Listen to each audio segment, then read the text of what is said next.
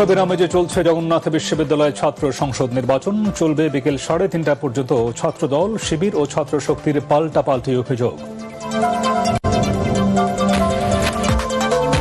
মুস্তাফিজ ইস্যুতে ঢাকা দিল্লি সম্পর্কে নেতিবাচক প্রভাব পড়বে, মন্তব্য অর্থ উপদেষ্টার। কারসাজি করে গ্যাস সিলিন্ডারের দাম বৃদ্ধি, অভিযোগ জ্বালানি উপদেষ্টার।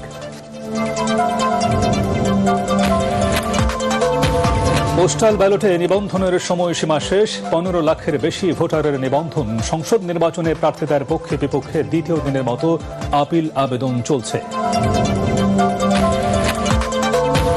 মব সন্ত্রাস নিয়ন্ত্রণে সরকারের দৃশ্যমান কোনো উদ্যোগ নেই, অভিযোগ দেবপ্রিয় ভট্টাচার্যের। সংসদ নির্বাচনে সামাজিক যোগাযোগ মাধ্যমের অপব্যবহার নিয়ে উদ্বেগ।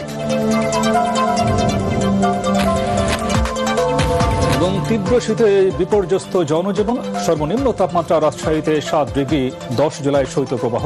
রোববার পর্যন্ত তাপমাত্রা আরও কমবে বলছে আবহাওয়া অফিস।